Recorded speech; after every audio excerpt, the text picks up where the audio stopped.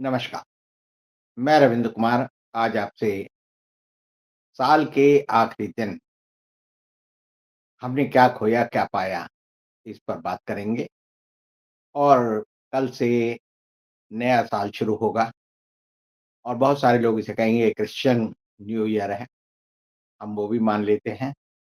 लेकिन हर अच्छी चीज़ का स्वागत करना चाहिए और मिल-जुल कर रहना चाहिए, यही बात मैं आपको मुख्य रूप से कहना चाहता हूँ। आज नए साल की पूर्व संध्या पर पूरा देश, पूरी दुनिया एक ही तरह से इस त्योहार को मनाते हैं। खाओ, पियो, मौज करो, गाओ, नाचो और एक-दूसरे को बधाई। लेकिन बहुत सारे लोग हैं जो इस मौके पर भी सोचते हैं कि नफ़रत कैसे बाँटो, घृणा कैसे फैलाओ, कैसे लोगों के जश्न में कोई न कोई ऐसी बात कर जाओ कि वो टीस उनको हमेशा रहे। और इसीलिए जो साल भर होता रहा, वो आज भी नहीं रुका है। दिल्ली में नई दिल्ली रेलवे स्टेशन पर इटली की एक ट्रैवल ब्लॉगर हैं, क्लाउडिया। उन्होंने सुबह-सुबह का अपना एक अनुभव साझा किया कि किस तरह वो नई दिल्ली रेलवे स्टेशन पहुँचती हैं और जो फ्रॉड करने वाले लोग हैं, वो उनको बहकाते हैं, कहते हैं, "मैडम, आपका टिकट जो है कैंसल हो गया है।" और बेचारी को हारी परेशानी के बाद बड़ी मुश्किल से वहीं पर मौजूद किसी सज्जन व्यक्ति की वजह से वो अपनी यात्रा कर पाती है। लेकिन उसका एक अनुभव सबके लिए एक ऐसी टीस दे जाता है, जो बताता है कि हिंदुस्तान में लोग सुधरने की जगह बिगड़ने में ज़्यादा यकीन रखते हैं। ऐसे ही हिंदुस्तान में हर जगह आप भ्रष्टाचार और बढ़ते हुए अपराध देखते हैं। दिल्ली में भी एक जगह एक व्यक्ति गया और पकौड़े बेचने वाले की दुकान पर बंदूक तान कर बोला कि मैं तेरी दुकान से हफ्ता लेने आया हूँ, हफ्ता वसूलूँगा, रोज़ आऊँगा और रोज़ पैसे लूँगा। उसकी भी फुटेज जनता के सामने आई है और इसी तरह जो मारपीट का सिलसिला जारी है, वो मोदी नगर में एक क्लासिक पिज़्ज़ा में एक लड़का एक लड़की के साथ पिज़्ज़ा खा रहा था, वहाँ कुछ लोग पहुँचे, उन्होंने दोनों की अच्छी पिटाई की और जिस लड़के की पिटाई की उसने कहा, भाइयों मैं जानता हूँ, उसने अपना नाम बताया कि मेरा नाम जो है लक्ष्य है और तुम्हारा नाम ये है। लेकिन उसके बावजूद भी उन्होंने उस लड़की के आधे कपड़े फाड़ दिए और उसके साथ मार-पिटाई की। यानी कि जहाँ भी आप सुकून के 2 पल बिताना चाहें, वहाँ शैतान जो है आकर राक्षसों की तरह आपको परेशान करेंगे और यही एक तरह से हिंदुस्तान की संस्कृति बन गई है, जिसके बारे में न्यूयॉर्क टाइम्स ने 2 दिन पहले एक बहुत बड़ा आर्टिकल छापा कि किस तरह लाठी लेकर लोग पथ संचालन की जगह लोगों को आतंकित करते हैं और किस तरह एक संगठन ने, आरएसएस ने हिंदुस्तान की हर संस्था में, चाहे वो जुडिशरी हो, पुलिस हो, एडमिनिस्ट्रेशन हो, संस्थाएँ हों, इंस्टीट्यूशंस हों, स्कूल हों, मीडिया हो, सब जगह अपनी पहचान बना ली है और वो फ़ासिस्टों की तरह काम करते हैं, लोगों को डराते हैं, धमकाते हैं और उनका मकसद है कि किसी तरह उनका आतंक और वर्चस्व दोनों कायम हो जाए। सवाल ये है कि हमें आज के दिन क्या इस बात की एक शपथ लेनी चाहिए कि कल का सूरज जब उगे, तो हम ऐसे तत्वों को सीना तान कर कहें कि हमें तुम्हारे सामने झुकना मंज़ूर नहीं है। हम तुम्हारी हर गरियत हरकत का जवाब देंगे और आपको सबक सिखाएँगे कि किस तरह एक सभ्य समाज में, सभ्य देश के लोग रहते हैं। हिंदुस्तान का संविधान हमें जो अधिकार देता है, उन अधिकारों को कुचलने और खत्म करने की कोशिश लगातार हमारे देश में की जा रही है। और उसके लिए मज़े की बात ये है कि जो लोग ऐसा कर रहे हैं, वो मजबूर लोगों को या सज्जन लोगों को या चुप रहने वाले लोगों को ये धमकाते तुम्हारी वजह से हो रहा है। तुम ज़िम्मेदार हो कि तुम्हें लूटा जा रहा है तो तुम लुट क्यों रहे हो? तुम्हारी अस्मत लूटी जा रही है तो क्यों लुटवा रहे हो? तुम्हें हर तरह से सताया जा रहा है तो क्यों सताए जा रहे हो? यानी कि जो प्रशासन जिसका काम होना चाहिए लोगों की मदद करना और कानून के बारे में एक छोटी-सी बात है, मैं एक चुटकुला बचपन से लोगों को सुनाता रहता हूँ। एक बच्चा अपने बाप से बोला कि पिताजी 2 शादी क्यों नहीं कर सकता आदमी? तो वो बाप बोला, बेटा जो लोग अपनी मदद खुद नहीं कर सकते, उनकी मदद कानून करता है। लेकिन हिंदुस्तान में आज के समय में कानून मदद नहीं कर रहा और हम इसी पीड़ा को लेकर अगले साल में प्रवेश करेंगे थोड़े समय बाद। जो सबसे बड़ी बात है जिस पर हमें बात करनी चाहिए, हिंदुस्तान ने 2025 में क्या खोया और क्या पाया? मैं मानता हूँ कि मोदी सरकार से 5 बड़ी गलतियाँ इस साल हुई हैं और उनमें पहली गलती है ऑपरेशन सिंदूर। आप कहेंगे ऑपरेशन सिंदूर तो हमने विजय की पताका लहरा दी। सच ये है कि ऑपरेशन सिंदूर के बाद अगर किसी का दर्जा बढ़ा है, किसी व्यक्ति को सबसे ज़्यादा फ़ायदा हुआ है, तो वो पाकिस्तान की सेना के अध्यक्ष जनरल आसिफ मुनीर हैं, जो फ़ील्ड मार्शल भी बन गए हैं। उनको परमाणु बमों के इस्तेमाल की खुली छूट मिल गई है। उनको ये छूट मिल गई है कि वो आजीवन उस पद पर रहेंगे और उस पद पर रहने के बाद उनको हर तरह की इम्यूनिटी मिली है, जो किसी तानाशाह को मिल सकती है, वो जनरल आसिफ मुनीर को हमारे ऑपरेशन सिंदूर की वजह से मिली है। ऑपरेशन सिंदूर में दूसरी जो बड़ी बात हुई, वो चीन ने अपने सारे हथियारों का प्रयोग किया और जिसके लिए हो सकता है उसे काफ़ी खर्च भी करना पड़ता और नहीं भी कर पाता। लेकिन उसने अपने सारे हथियारों की जो धार है, उनकी जो परख है, वो कर ली और उससे उसको कई बिलियन यूएस डॉलर का फ़ायदा हुआ है। और वो सामरिक क्षेत्र में हथियारों को सप्लाई करने वाला एक बड़ा देश बन गया है। अब डोनाल्ड ट्रम्प जो है बार-बार ये कहते हैं कि मैंने भारत और पाकिस्तान के बीच में युद्ध रुकवाया। अब साल के आखिरी दिन पर चीन के जो विदेश मंत्री हैं, उन्होंने भी अपनी एनुअल कॉन्फ्रेंस में कहा है कि चीन ने भारत और पाकिस्तान दोनों के बीच युद्ध विराम में बहुत बड़ी भूमिका निभाई। यानी कि वो भी ये श्रेय लेने आ गए हैं कि भारत-पाकिस्तान के बीच युद्ध रुकवाने में चीन का भी बड़ा हाथ है, ट्रम्प कहते हैं मेरा भी बड़ा हाथ है और वो सारे डिटेल भी देते हैं, सारी बात भी बताते हैं सिलसिलेवार और जिस व्यक्ति को उन्होंने इसके केंद्र में रखा, उसको उन्होंने सम्मानित भी किया है। दूसरी भूल जो हमसे हुई, हमारी सरकार से हुई, वो ये हुई कि 1971 में इंदिरा गांधी ने पाकिस्तान को शिकस्त दी और पाकिस्तान के 2 टुकड़े कर दिए। किसी पक्षी के जैसे 2 डैने होते हैं, एक डैना एक पंख काट दिया और तब बांग्लादेश बना और बांग्लादेश हिंदुस्तान को मानता था कि वो उसका जन्मदाता है। उसके लोग हमारे को इसी रूप में देखते थे और हम भी उन्हें इसी रूप में जानते थे और पहचानते थे। ये हुआ कि हम सब देखते हैं कि बांग्लादेश आज फिर पाकिस्तान के साथ गलबैयाँ कर रहा है। पाकिस्तान के साथ मिल-जुल कर बढ़ रहा है और पाकिस्तान के साथ वो पाकिस्तान जैसी हरकतें भारत के साथ कर रहा है और वहाँ पर वहाँ के लोग हिंदुस्तान के साथ बुरी तरह से एक तरह से दुश्मनी का भाव अपने अंदर रखे हुए हैं। बेगम खालिदा जिया जो कि 1991 में बांग्लादेश की प्रधानमंत्री बनी थी, आज उनका देहांत हो गया है।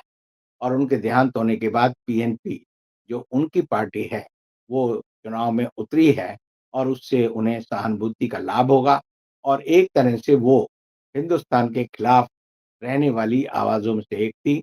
तो भारत ने बांग्लादेश को खो दिया है। ये एक ऐसी बात है कि जिसका खमियाज़ा हमें बहुत सालों तक भुगतना पड़ेगा। तीसरी जो सबसे बड़ी बात हुई, वो चीन के साथ हमारे जो रिश्ते हैं, वो सामरिक रूप से चीन हमारे अंदर घुसपैठ करता रहा। अरुणाचल में घुस गया जो और बाकी जो गलवान है और दूसरी जगह है, वो सारी चीज़ें वहीं की वहीं हैं। हमारी सरकार ने उसके खिलाफ कुछ नहीं किया और सबसे बड़ी बात ये रही कि मोदी सरकार के रहते हुए जो डॉलर था, वो ₹90 के जादुई या बदकिस्मत आंकड़े को पार कर गया।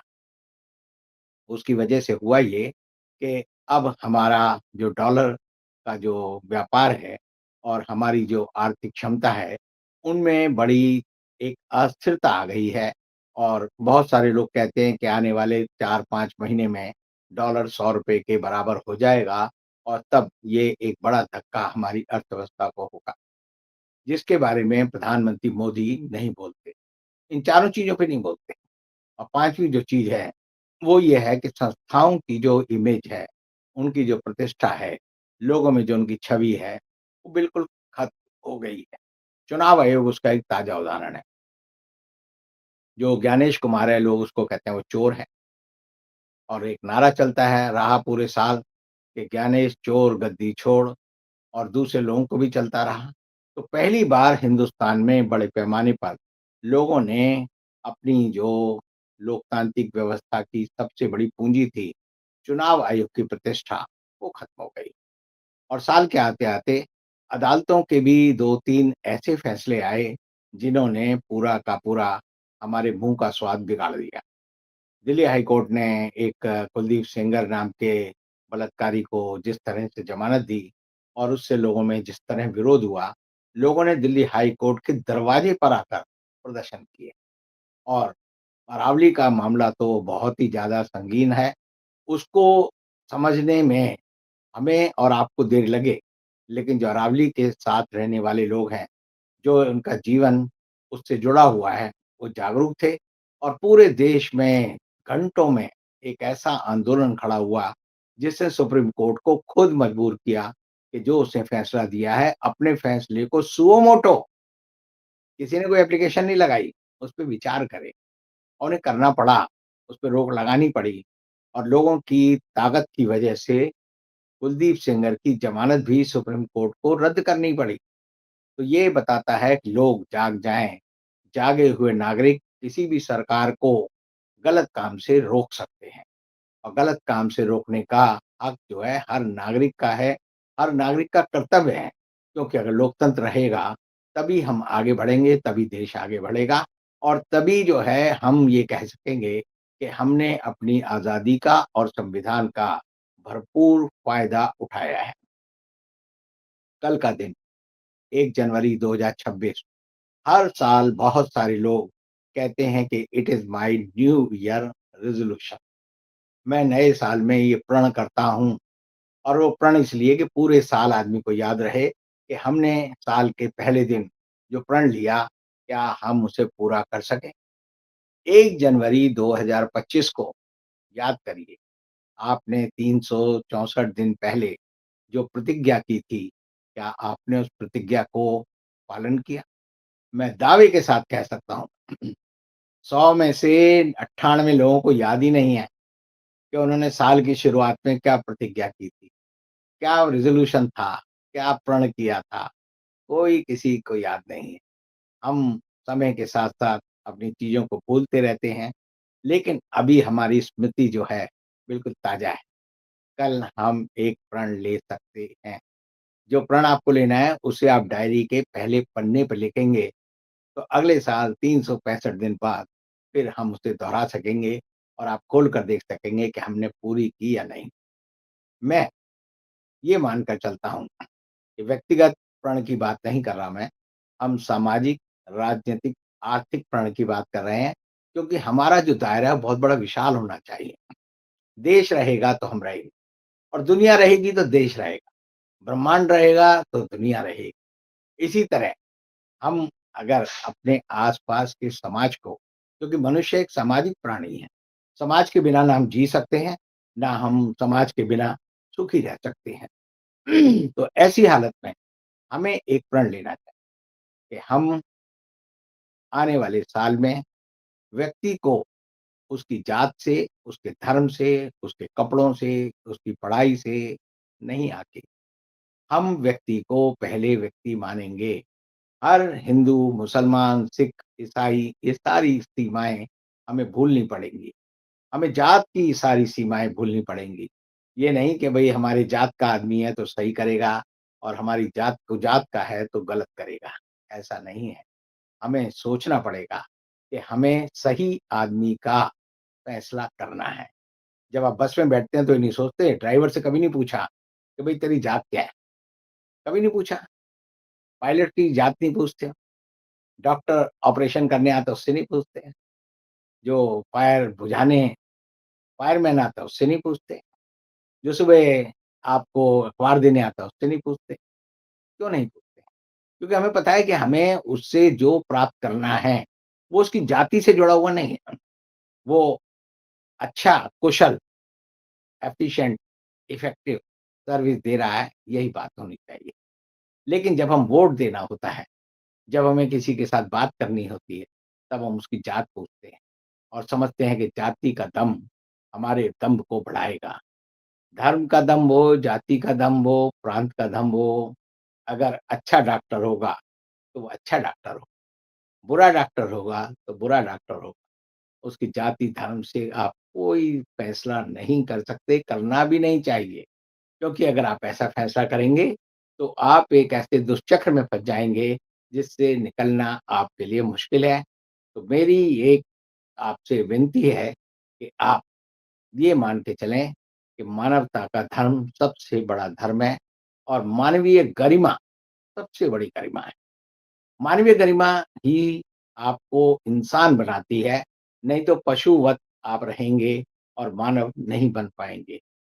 तो ऐसी हालत में हमें सोचना होगा कि हम क्या अगले साल 2025 में मानव बनेंगे और उसकी धुरी क्या होगी?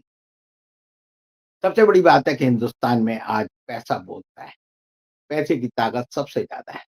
लोगों को लगता है पैसे से आप सब कुछ खरीद सकते हैं, न्याय खरीद सकते हैं, व्यवस्था खरीद सकते हैं, सुरक्षा खरीद सकते हैं, लेकिन पैसे से आप 3 चीज़ें नहीं खरीद सकते, मन की शांति, वो नहीं आएगी, स्वास्थ्य, वो आप नहीं खरीद सकते और जो पर्यावरण है, वो आप पैसे से नहीं खरीद सकते। प्रदूषण बढ़ेगा तो सबको उतना ही दुःख देगा। घर में चाहे आप एयर प्यूरीफायर लगा लें, एसी लगा लें, पंखा लगा लें, सारे जतन कर लें, लेकिन घर से बाहर निकलते ही सबको एक सा वातावरण मिलेगा। तो दूसरा हमारा संकल्प होना चाहिए कि हम प्रकृति का सम्मान करें और सफाई को सबसे बड़ी एक निधि माने जो समाज को मिलनी है। और जो सामाजिक जीवन का जो सबसे बड़ा आधार है हमारे राजनीतिक जीवन का, वो तीसरा है कि हम ये माने कि भ्रष्टाचार हिंदुस्तान में नहीं, दुनिया में कहीं भी हो, वो कैंसर है। भ्रष्टाचार हिंदुस्तान में बढ़ता जा रहा है और हमारी रग-रग में, एक-एक सेल में उस तरह चला गया है कि जैसे कैंसर हो जाता है। तो भ्रष्टाचार के खिलाफ आपको तय करना चाहिए। ज़्यादा नहीं कह रहा मैं, 1 ही दिन के लिए। आप ये तय कर लें कि हम 1 जनवरी को किसी को रिश्वत नहीं देंगे। 364 दिन दोगे आप, आपकी मजबूरी है। 1 दिन का प्रण है कि आप ये तय कर लें कि 1 जनवरी 2026 को मैं किसी व्यक्ति को रिश्वत नहीं दूँगा, किसी भी काम के लिए। चाहे रेल का टिकट लेना हो या मुझे पुलिस थाने जाना हो या कचहरियाँ तो बंद होती हैं 1 जनवरी को इसलिए बंद होती हैं कि आप अदालत में भ्रष्टाचार ना कर सकें, लेकिन उसके लिए लोगों ने रास्ता निकाल रखा है। वो 31 दिसंबर को ही एक बड़ी पार्टी निकाल लेते हैं। उसमें खूब जश्न होता है, खूब शराब बहती है, खूब डांस होता है, खूब रंगीनियाँ होती हैं, खूब दिलकश नज़ारे होते हैं। लेकिन उसके बाद 1 तारीख को जो लोग रात की रंगीनियों का मज़ा लेते हैं, सुबह हौसला पस्त मिलते हैं, क्योंकि नशे की खुमारी या जिसे बहुत सारे लोग कहते हैं ना, शराब का नशा जब चढ़ जाता है, तो हैंगओवर हो जाता है। हैंगओवर को उतारने के लिए पूरा दिन इसी काम में चला जाता है। तो आपको 3 प्रण लेने हैं। 3 प्रण अगर आपको याद रहेंगे, तो मैं समझूँगा कि मेरा आपसे जो रिश्ता है, वो एक सही मुकाम पर है और हम देश का इन तीनों मामलों में भला कर सकेंगे। वरना पूरा साल फिर इसी गलीच, बौड़म, बेहूदे लोगों के बीच में हमें अपना साल बिताना पड़ेगा और सारे साल हमको लगेगा कि हमने फिर वही पशु योनि को स्वीकार कर लिया है। तो मैं आपको अपनी तरफ से, हिंद वॉइस की तरफ से, इकराम की तरफ से बधाई देता हूँ नए साल की, कि नया साल आपको समृद्धि दे, प्रॉस्पेरिटी दे, सुख दे, सारे के सारे आपके जो सपने हैं वो पूरे हों और जीवन का आप आनंद उठाएँ और याद करें कि बुरे साल का अंत हो गया है और एक नया सवेरा, नया जीवन लेकर आपके जीवन में आए। ये मेरी मंगल कामना है, मेरी शुभकामना है और मैं आपसे उम्मीद करता हूँ कि आप अपने को बेहतर इंसान बनाएँगे, बेहतर भारतीय बनाएँगे। यही मेरी कामना है और यही मेरी इच्छा है। धन्यवाद।